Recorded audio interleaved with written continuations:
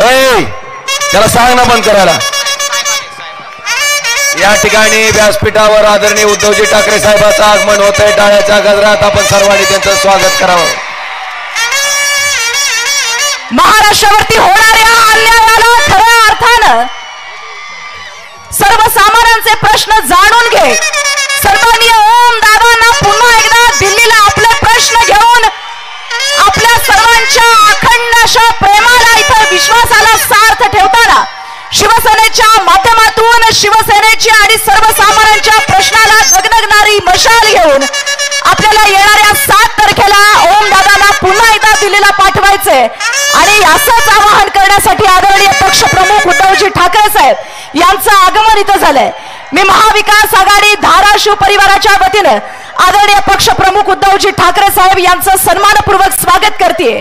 आणि आजच्या या सभेची सुरुवात प्रतिमेच्या पूजनानं आणि हिंदवी स्वराज्य संस्थापक छत्रपती शिवाजी महाराज यांचे आशीर्वाद घेऊन महाराष्ट्राची कुलस्वामिनी आई तुळजाभवानींचा आशीर्वाद घेऊन या सभेला इथं आपण सुरुवात करतोय. आदरणीय पक्षप्रमुख उद्धवजी ठाकरे साहेब यांचं मी सन्मानपूर्वक पुन्हा एकदा स्वागत करते. आणि या सभेला संबोधित करण्यासाठी मी पुन्हा एकदा आमंत्रित करते. सन्माननीय पक्षप्रमुख उद्धवजी ठाकरे साहेब यांचं स्वागत, त्यांचा यथोचित सन्मान पुष्पगुच्छ देऊन आणि महाराष्ट्राची कुलस्वामिनी आई तुळजाभवानीची प्रतिमा देऊन सन्माननीय ओम दादांच्या शुभ हस्ते आणि आमदार कैलासदादा पाटील यांच्या शुभ हस्ते आपण त्यांचं स्वागत या ठिकाणी करतोय. सन्माननीय उद्धवजी ठाकरे साहेब यांच्या विचारांवरती प्रेम करणाऱ्यांच्या वतीनं एकदा जोरदार टाळ्याने आपण इथे स्वागत करूया. आदरणीय पक्षप्रमुख उद्धवजी ठाकरे साहेब. स्टेजवरची गर्दी कमी करा प्लीज, पटकन स्टेजवरची गर्दी कमी करा.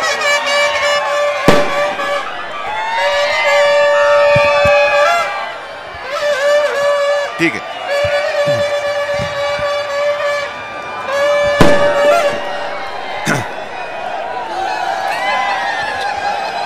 जमलेल्या माझ्या तमाम देशभक्त बांधवांनो, भगिनी आणि मातांनो,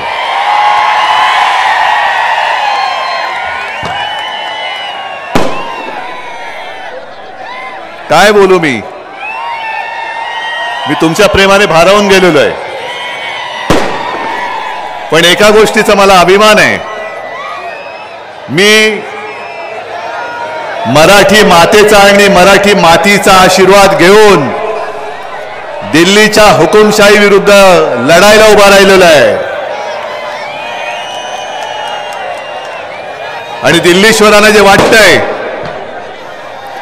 की उद्धव ठाकरे काय करू शकत नाही, तुम्हाला हा महाराष्ट्र माती खायला लावल्याशिवाय राहणार नाही, हे मी तमाम माझ्या या बांधवांच्या, भगिनींच्या आणि मातांच्या समोर सांगतोय. ओम राजे, आता ओम राजे, ओम दादा, त्याला मी हत्ताने अरुतुरे म्हणतो. 7 तारखेनंतर मी तुला इथून पळवणार आहे. अरे कुठे, ऐका, 7 तारखेनंतर ओम दादाला पळवणार आहे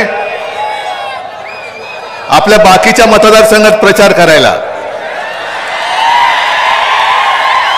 कारण नुसतं ओम दादा नाही, इथं भडकलेली मशाल आहे. आणि भडकलेली मशाल आणि तुम्ही सगळे जण दिल्लीचं हुकुमशहाचं तख्त जाळून टाकल्याशिवाय राहणार नाही, हा मला आता आत्मविश्वास आहे. आणि मी इथे आलोय तो ओम दादाच्या निष्ठेवरती, कैलासदादाच्या निष्ठेवरती, तमाम तुमच्या सगळ्यांच्या निष्ठेवरती आणि ओम दादा, कैलासदादा यांच्या कामाच्या जोरावरती मत मागायला मी आलेलो आहे. तुमचे आशीर्वाद घ्यायला आलेलो आहे. मी इथे जुगाड लावायला आलेलो नाहीये. काय तुमची मतं, तुमचे आयुष्य म्हणजे जुगाड, 400चा जुगाड लावलाय. मग हे सगळे लोक काय जुगारी आहेत? विषय सगळे तुम्हाला माहिती आहेत. आणि निवडणूक खरोखर ज्याला म्हणतात ना की जनतेने हातात घेतले, तशी तुम्ही सगळ्यांनी ही निवडणूक हातात घेतलेली आहे. आणि हे सगळं दृश्य बघितल्यानंतर, कारण इकडे सुद्धा आहेत निवडणूक आयोगाचे कॅमेरामॅन आहेत, ही चॅनल आहेत, अमित शहाचे गुप्तहेर इकडे तिकडे फिरत असतात. त्या गुप्तहेरानं सांगतो आमच्याकडे गुप्त काय नाही आहे, तो सगळा उघडा बाजार आहे, उघडा कारभार आहे, बाजार नाही कारभार. मोदीजी काल परवाकडे त्यांनी एक मुलाखत दिली, पाहिली तुम्ही? पाहिली का? नाही, मी नाही पाहिली. पण मला अनेक जणांनी मेसेज केले की मोदींना तुमचं प्रेम आलंय, हे कसं काय? मी म्हटलं मलाही त्यांच्याबद्दल प्रेम आहे, पण मोदींचं प्रेम एवढं उतू गेलंय. त्यांनी सांगितले की हा शिवसेना प्रमुखांचा मुलगा आहे, त्याच्याबद्दल मला प्रेम आहे, आस्था आहे. मी जेव्हा हॉस्पिटलमध्ये होतो तेव्हा ते माझी विचारपूस करायचे. आता एवढ्या खोलामध्ये मी काही जाण्याची गरज नाहीये, कारण पुरावा कोण कोणाला देणार. पण मोदीजी जर काय खरं असेल की तुम्ही माझी प्रेमाने जेव्हा आस्थेवाईकपणाने चौकशी करत होतात, हे तुमच्या खालच्या माणसांना माहित नव्हतं काय? जरा सगळेच बसा, बसू द्या इकडे, बसा इकडेच बसा, इकडेच बसा, इकडेच बसा. हा बस बस बस बस बस बस बस बसा.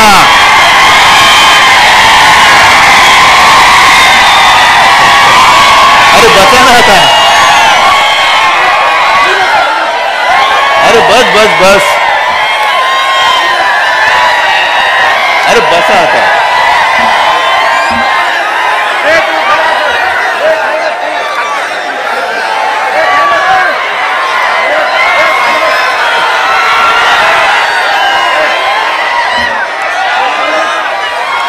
ठीक आहे, आता मला बोलू द्या जरा. चला कैलास जरा पाठी आहे. आता बस, आता शांत. हे बघा सगळ्यांनी शांत बसा, थोडस खाली बसा, खाली बोला, खाली बसा.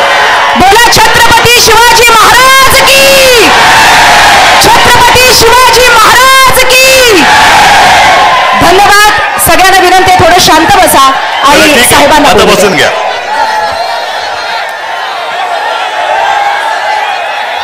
मी मोदीजींच्या माझ्यावरच्या प्रेमाबद्दल बोलत होतो. आता खाली बस, आता खाली बस, आता खाली बस, आता बस बस बस बस, आता बस, आता बस, आता शांत व्हा सगळे. तुम्ही शिवसैनिक आहात ना, आम्ही आता शांत बसायचं. जो ओरडेल तो शिवसैनिक नाही, जो शिवसैनिक असेल तो शांत बसेल, शिवसैनिक असेल तो शांत बसेल. शाबास, बसा, शाबास. तर मी मोदीजींना सांगतोय की तुम्ही एवढ्या प्रेमाने माझी चौकशी करत होतात. मी हॉस्पिटलमध्ये होतो. शिवसैनिक आहेस ना, शांत बसायचं. तुम्हाला कल्पना होती की माझं असं विचित्र ऑपरेशन झालं होतं की मी खांद्यापासून खालपर्यंत हलू शकत नव्हतो आणि तुम्ही माझी चौकशी करत होतात. पण ही चौकशी तुम्ही जे करत होतात ते तुमच्या खालच्या माणसांना माहित नव्हतं का? ते तुम्ही कोण म्हणालात मगाशी, उपमुख्यमंत्री. कारण एका बाजूला तुम्ही माझी चौकशी करताना हे तुमचे आत्ताचे झालेले पाव मुख्यमंत्री आहेत देवेंद्र फडणवीस आणि आमच्यातले गद्दार, हे रात्री गाठीभेटी करत होते. याचं सरकार कसं पाडायचं, याचे हातपाय हालत नाहीत, याला आता खाली खेचला पाहिजे. म्हणून तुम्ही ही सगळी नालायक माणसं, माझी शस्त्रक्रिया झाली असताना सरकार खाली खेचण्याचं कटकारस्थान करत होते. मोदीजी, तुम्हाला माहित नाही तुमचे चेले चपाटे खाली काय करतात? आणि आज तुम्ही जे काय माझ्यावरती बोलताय, प्रेम आलं की उद्धव ठाकरेंवरती कधी काही संकट आलं तर मी धावून जाईन. मोदीजी, मी पण सांगतो तुमच्यावरती कधी संकट आलं तर उद्धव ठाकरे सुद्धा धावून येईल.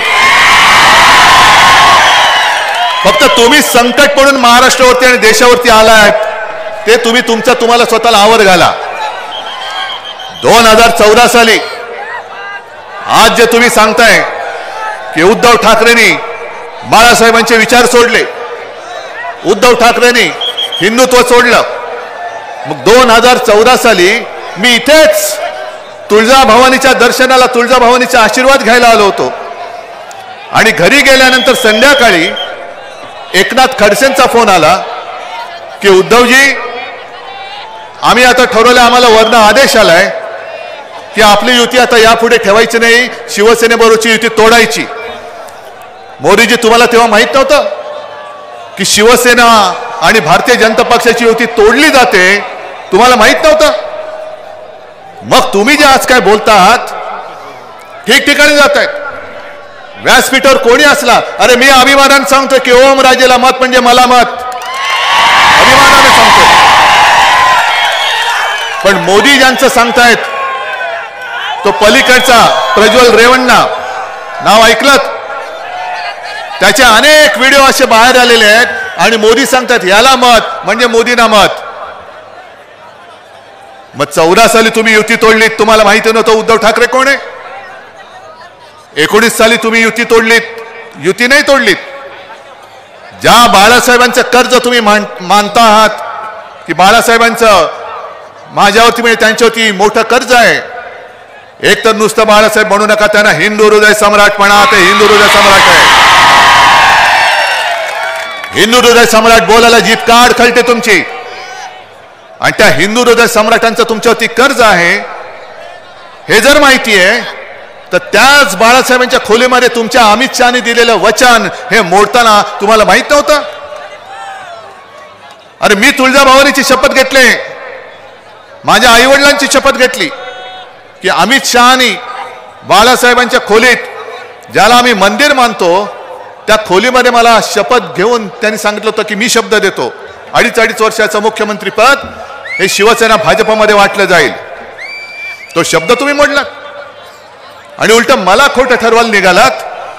मग मगाशी ओमराजेंनी जे काय प्रश्न मांडले, अंबादासनी जे मानले, त्या प्रश्नाची उत्तरं दिल्यानंतर तुम्ही ठरवायचं खोटं कोण बोलतंय.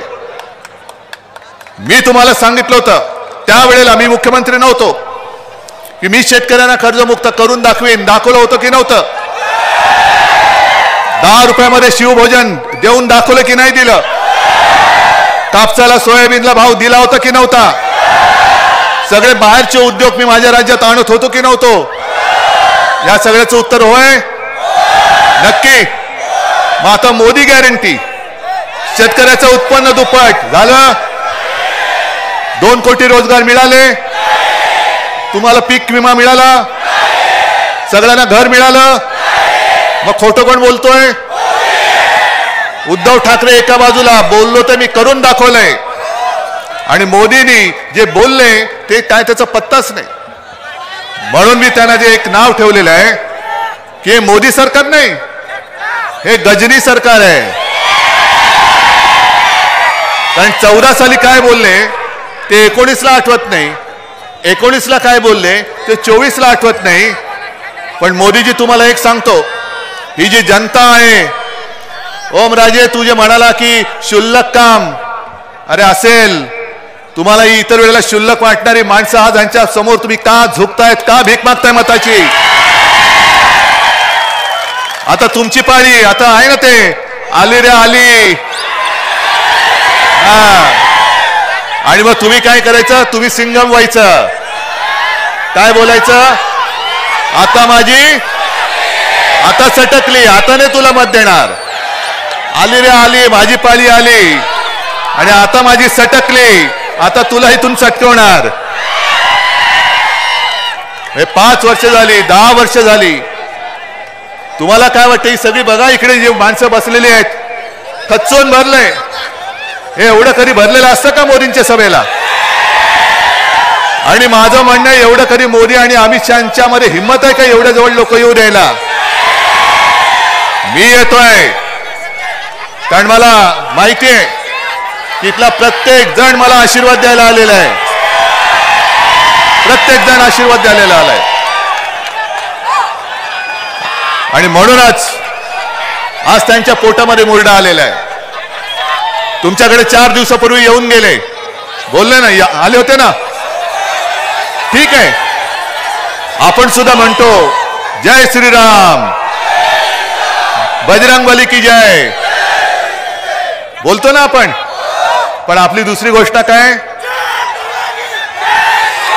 जोरात,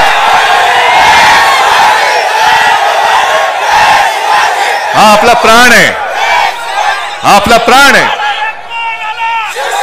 आणि मोदीजींना मी 4 दिवसापूर्वी म्हणजे तुमच्याकडे धाराशिवला सभा घ्यायला येण्याच्या आधी मी जाहीर सभेत त्यांना सांगितलं होतं, जाहीर सभेत सांगितलं होतं की मोदीजी तुम्ही उद्या धाराशिवला चाललात. तुमचे फोटो आम्ही पाहिले, समुद्राच्या तळाशी जाऊन द्वारकेमध्ये पूजा केली त्यांनी, समुद्राच्या तळाशी जाऊन बुडाला, म्हणजे उद्याची प्रॅक्टिस केली त्यांनी. बुडायचं तर कसं बुडायचं. पण धाराशिव मध्ये आला जाता तुम्ही तर माझ्या तुळजाभवानीचं दर्शन घ्यायला जा. गेले होते. मग त्याने मी आणखीन एक गोष्ट सांगितलेली की मोदीजी तुम्ही धाराशिव मध्ये जातात, तुमचं जो कोणी भाषण लिहून देणार आहे त्याला सांगा की मला आई तुळजाभवानी बद्दल जरा 2 शब्द लिहून दे, म्हणजे वाचून मी बोलू शकेन. बोलले. आणि त्यांना हे मी सांगितलं होतं की जर तुम्ही बोललात तर तुमचा घरगडी जो निवडणूक आयोग आहे त्याला सांगा शिवसेनेच्या मशाल गीतातलं जय भवानी जय शिवाजीला तो आक्षेप घेतलायस, तो मागे घे. कारण काय वाटेल ती कारवाई करण्याची हिंमत असेल तर करून दाखव. मी जय भवानी जय शिवाजी सोडणार नाही. आणि आजच तुमच्या साक्षीने सांगतो, आई तुळजाभवानीच्या साक्षीने सांगतोय, निवडणूक आयोगाने जर का शिवसेनेवरती कारवाई करण्याचं ठरवलं तर याद राखा उद्या आमच्या इंडिया आघाडीचं सरकार येत आहे. आणि जो कोणी माझ्या जय भवानीला आक्षेप घेणार असेल त्याला काय करायचं हे मी बघितल्याशिवाय राहणार नाही.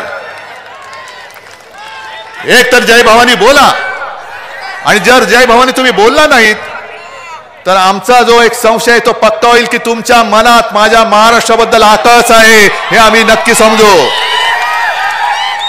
अरे आज तुम्हाला एवढ्या सभा घेण्याची वेळ येते, का लागते गरज. 14 साली 19 साली कधीतरी मोदीजी तुमच्या जिल्ह्यात आले होते. महाराष्ट्रामध्ये किती सभा घेतल्या होत्या, जास्त नव्हत्या घेतल्या. पण आता जवळपास प्रत्येक जिल्ह्यात जात आहेत, प्रत्येक गल्लीबोळात जात आहेत. पण हा महाराष्ट्र तुम्ही जिंकू शकणार नाही. तुम्हाला जर वाटत असेल की आज हिंदू हृदय सम्राट आमच्या सोबत नाहीत, अरे कोण बोलतंय माझ्यासमोर, सगळ्यांच्या हृदयात हिंदू हृदय सम्राट शिवसेना प्रमुख आहे. आणि जसं त्यावेळेला तो औरंगजेब, अरे त्याचाही जन्म गुजरातमध्ये दाहोदमध्ये झालेला. आता मी काय करू त्याला, गुजरातमध्ये त्याचा जन्म झाला, मी काय करू शकतो. पण तो सुद्धा शिवछत्रपतींनी निर्माण केलेलं हिंदवी स्वराज्य बुडवायला गिळायला आला होता.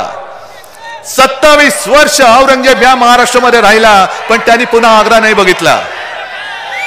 पण हा सगळा मराठमोळा जो मावळा आहे, अरे असेल 18 पगड जाती जमातीत विखुरलेला, पण जेव्हा जेव्हा महाराष्ट्रावरती संकट येतं तेव्हा आम्ही सगळे जात पात धर्म विसरून महाराष्ट्र धर्म काय आहे ते आक्रमणकर्त्याला नेस्त नाबूद करून दाखवून देतो. आज तीच वेळ आलेली आहे. आज मी तुमच्यासमोर भाषणाला येण्याच्या आधी तुम्ही सगळ्यांनी पाहिलं असाल,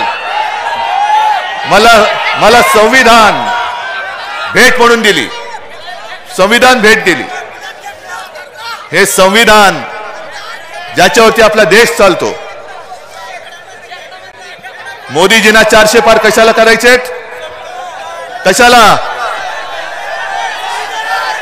संविधान बदलायला.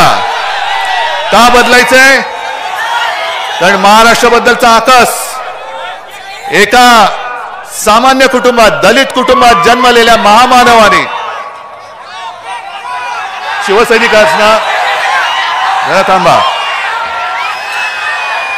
साध्या एका दलित कुटुंबात जन्मलेल्या महामानव डॉक्टर बाबासाहेब आंबेडकरांनी लिहिलेलं संविधान हे यांना पटत नाहीये, पचत नाहीये. हे यांचं बुरसटलेलं गोमूत्रधारी हिंदुत्व, ज्या गोमूत्रधारी हिंदुत्वाने माणसाला माणूस म्हणून जगायला ते देत नव्हते, आणि त्या वाईट रूढी परंपरा विरुद्ध जसे डॉक्टर बाबासाहेब आंबेडकर महामानव लढले, तसेच माझे आजोबा प्रबोधनकार ठाकरे सुद्धा लढले होते. आम्ही हिंदू आहोत, पण तुमच्यासारखे बुरसटलेले नाहीत. आमचं हिंदुत्व हे देवळात घंटा बडवणारं नाही, तर आमचं हिंदुत्व जो देशद्रोही आहे त्याला बडवणारं आमचं हिंदुत्व आहे. आणि ही जी पोटदुखी आहे की एका सर्वसामान्य दलित कुटुंबात जन्मलेल्या डॉक्टर बाबासाहेब आंबेडकर यांनी मोठ्या बुद्धिमत्तेने ही घटना आपल्याला दिली, ती घटना आम्ही कशी पाळणार? आम्ही उच्च आहोत. अरे तुम्ही घटनेला हात लावण्याचा प्रयत्न करून बघा. ज्या दिवशी ही घटना बदलण्याचा प्रयत्न करतील त्या दिवशी अख्खा देश पेटून उठल्याशिवाय राहणार नाही. तुम्हाला काय वाटतं? ही देश म्हणजे देशातली माणसं ही काय गुरंढोरं आहेत? वाटेल तसं त्यांना हाकायचं, वाटेल ते त्यांना सांगायचं. अरे तुम्ही एकदा दोनदा संपूर्ण देशाला मूर्ख बनवू शकला असाल, सर्वांना तुम्ही एकदा मूर्ख बनवू शकाल. काही जणांना तुम्ही सदैव मूर्ख बनवाल, जे तुमचे अंधभक्त आहेत त्यांना तुम्ही सर्वदा मूर्ख बनवाल. पण तुम्ही या सगळ्यांना सर्व काळ मूर्ख बनवू शकणार नाही. आता जनता ही जागी झालेली आहे, जनता जागी झालेली आहे, जनता पेटून उठलेली आहे. प्रत्येक वेळेला काही झालं, निवडणूक जवळ आल्यानंतर हिंदू मुस्लिम करायचं, हिंदू मुस्लिम दंगे लावायचे. काय करताय? जरा थांबा. प्रत्येक वेळेला दंगे करायचे. आणि आता त्याने नवीन काढले, म्हणजे मी बातम्या वाचत असतो, बातम्या बघत असतो. इंडिया आघाडी जिंकली तर म्हणजे पाकिस्तानला आनंद होईल. का पाकिस्तानला आनंद होईल? अरे आमच्यापैकी कोणीतरी न बोलवता नवाज शरीफचा केक खाऊन आलो होतं तुमच्यासारखा? आमच्यापैकी कोणीतरी तिथल्या त्या जिनाच्या कबरीवरती डोकं टेकून आलं होतं? नाही. पण आपल्यामध्ये मारामाऱ्या लावायच्या. अरे इकडे सुद्धा मुस्लिम समाज मोठ्या प्रमाणावरती आमच्या सोबत आलेला आहे.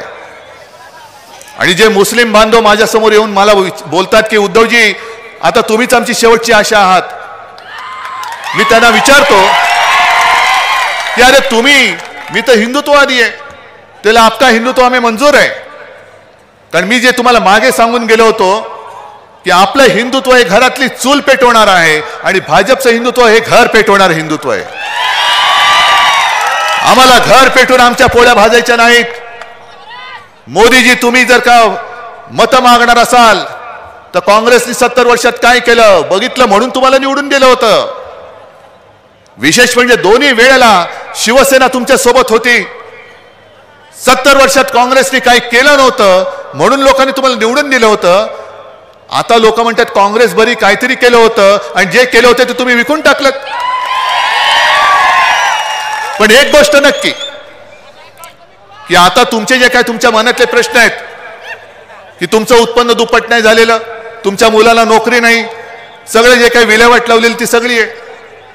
खात्यामध्ये 15 लाख आले, पण भाजपच्या खात्यात किती आले? 10,000 कोटी. मग आजचे दिन कोणाचे आले? आणि तुमच्या माहितीसाठी सांगतो की जर कोर्टाने यांचं टाळकं सणकवलं नसतं, यांचं भांड फोडलं नसतं तर आणखीन 10,000 कोटी रुपयांचे रोखे छापून तयार होते. त्याची ऑर्डर त्यांनी दिली होती. मग आता मला सांगा, इथले व्यासपीठावरती काँग्रेसची लोक पण आहेत. काँग्रेसच्या खात्यामध्ये किती आहेत पैसे? काही शेकडा कोटी असतील, ते सुद्धा यांनी फ्रीज करून टाकले होते. आणि भाजपच्या खात्यात किती? 10,000 कोटी. म्हणजेच काँग्रेसने 70 वर्षात काही नाही केलं ते यांनी 2.5 वर्षात केलं होतं की नव्हतं? बरोबर ना? मग देशाला कोणी लुटलं? भाजप. आणि आता तुम्ही जे बोललात ना, मी काल काय झालं, मी सिंधुदुर्गात गेलो होतो. सिंधुदुर्गामध्ये सुद्धा एक तर पंचायत अशी झालेली आहे की मोदीजी जे बोलले की हे काँग्रेसवाले, इंडिया आघाडीवाले तुमची सगळ्यांची संपत्ती ही लुटतील आणि ज्याला मुलं जास्त आहेत त्याला ते देतील. काय भाषा? म्हटलं हो मोदीजी, तुम्हाला राजकारणात पोर होत नाही त्याला आम्ही काय करू? आमचा दोष आहे? आमची मुलं तुम्हाला कडेवर घेऊन फिरवावी लागतात, याला मत द्या, याला मत द्या, याला. अरे तुमचं पोर कुठे आहे? तुमच्या राजकारणात तुम्हाला मुलंच नाहीत. सगळे गद्दार आणि टार्गेट पोरं सगळी जमवलेली आहेत. सिंधुदुर्गात गेलो होतो, तिथले आपले गद्दार माहिती आहेत तुम्हाला. त्यांनी मला धमकी दिली होती, कोकणात येऊनच दाखव, यांच्या विरुद्ध बोललं तर परत जाऊन दाखव. अरे मी जाऊन उभा राहिलो, म्हणले मी उभा इकडे, या हिम्मत असेल ये, तुला गाडून जातो की रे बघ. म्हणजे कोकणातली माणसंच तुला तिकडेच गाडतील, पण संपूर्ण राज्यभर माझी माणसं गल्लीबोळामध्ये पसरलेले तुला फिरू देतील काय? पण तिकडे सुद्धा सकाळी अमित शहा येऊन गेले आणि अमित शहा काय म्हणाले की हे नकली सेना आहे, नकली सेना, ही नकली सेना, ही नकली सेना. मग मी त्यांना काय बोललो,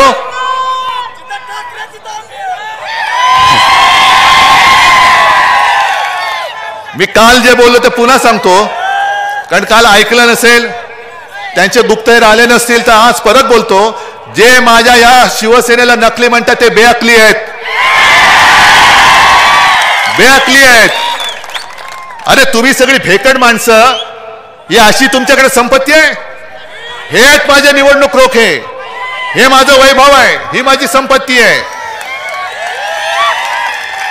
आणि आपल्याला सरकार का आणायचंय की आपण नुसतं रडगाणं नाही घ्यायचं. कांदा निर्यात बंदी कधी उठणार, कधी उठणार? अरे पहिले सरकार उठव, पहिलं ते केंद्रातलं सरकार उठवा. कांद्याची निर्यात बंदी आम्ही उठून देतो तुम्हाला. कांदा निर्यात बंदी कधी उठणार? शेतकऱ्याला हमी भाव कधी मिळणार? जीएसटीचा छळ कधी थांबणार?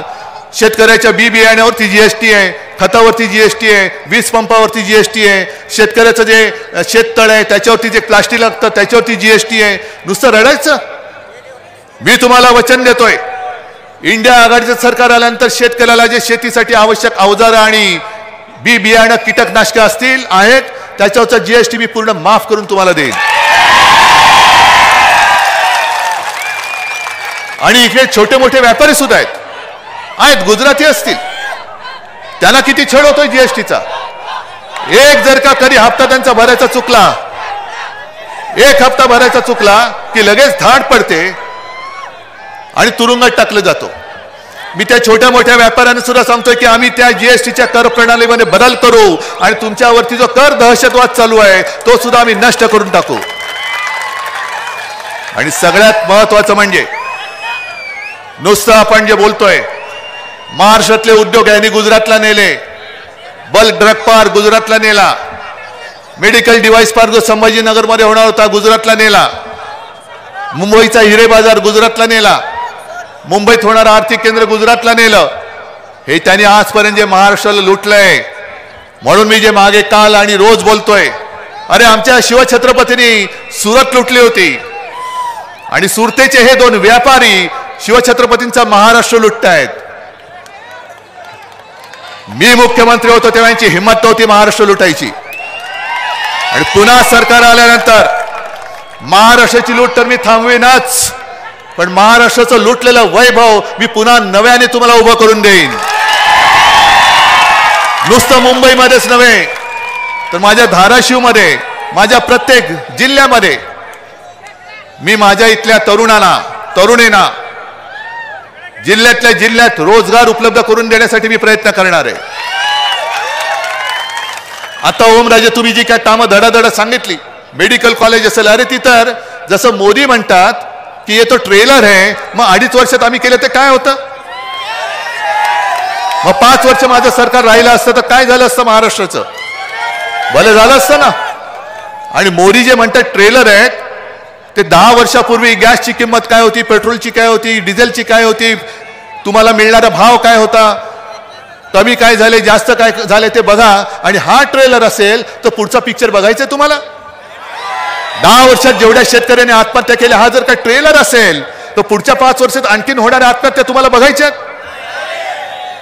मग या ट्रेलरवाल्यांना आता पॅक करून द्या, जा तुम्ही आमच्या महाराष्ट्रातले सगळे उद्योगधंदे जसे गुजरातला नेले तुम्ही माझ्या शिवसेनेतले गद्दार जसे गुजरातला नेले, आता तुम्ही आमच्यावरती संकट म्हणून आलाय. तुम्ही सुद्धा गो बॅक, तुम्ही सुद्धा गुजरातला परत जा. महाराष्ट्रामध्ये तुमचं काम नाही.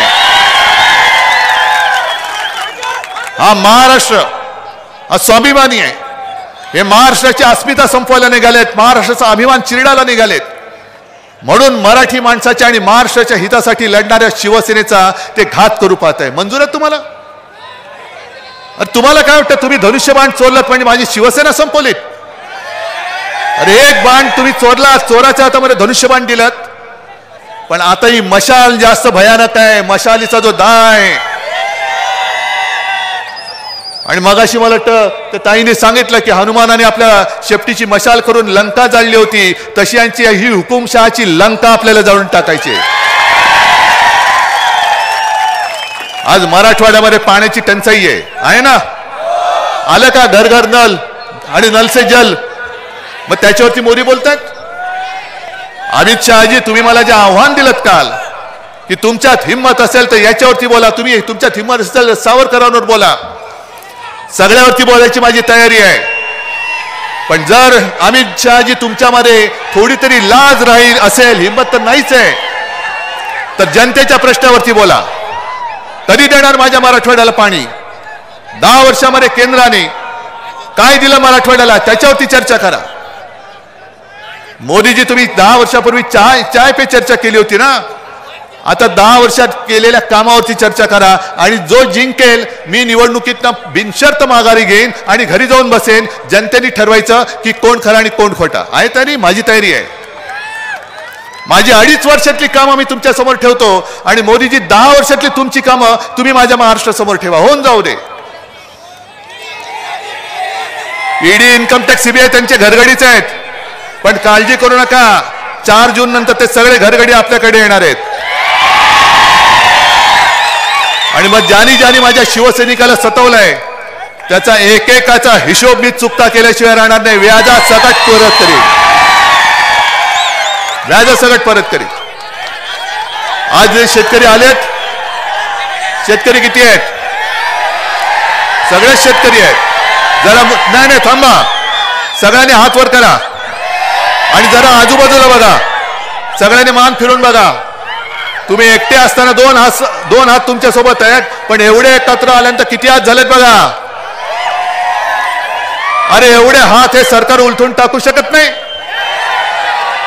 हे ईडी, इन्कम टॅक्स, सीबीआय घेऊन येतात म्हणून मी यांना भेकड म्हणतो. अरे आम्ही तर मी माझ्या लोकांसोबत तुमच्या समोर येतो. आणि माझं आज सुद्धा आव्हान आहे की तुम्ही माझ्या शिवसेनेला ज्या पद्धतीने फोडण्याचा प्रयत्न केलात, माझं धनुष्यबाण चोरलं, तो लवाद तुमचा घरगडी दुसरा, नोकर तो निवडणूक आयोगात तुमचा पहिला घरगडी. मग ही सगळी यंत्रणा वापरून तुम्ही दरोडे घालतात. जर तुमच्यामध्ये परत एकदा सांगतो लाज लज्जा शरम असेल, तुम्ही या जनतेत येऊन उभा राहतो आणि लवादाला म्हणा तू येऊन उभा राहा आणि मग लोकांना सांग शिवसेना फोडायची. मग बघूया लोक कोणाचं कानपट फोडतायत. पण तुम्ही उघड सगळी जी जुलुमशाही चालवलेली, हुकुमशाही चालवलेली आहे, जे नड्डा बोलले होते त्यांचे अध्यक्ष की या देशामध्ये फक्त एकच पक्ष राहील म्हणजे तो भाजपा, हे स्वतः नड्डा बोललेत. तुम्ही प्रयत्न करून बघा, तुमचा भाजपा आम्ही आता औषधाला सुद्धा शिल्लक ठेवणार नाही. हा जोश जल्लोष, हा बोलकाय, हे मगाशी तुम्ही इकडे दाखवता ईव्हीएमचं, हे सगळ्यांना कळले का नीट? उमेदवार सांगण्याची गरज आहे, निशाणी सांगण्याची गरज आहे, पण ही निशाणी घरोघरी पोचले.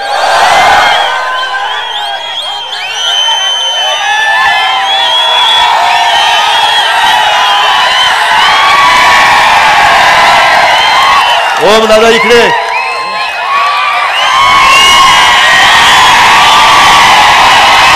माझं ऐका ऐका,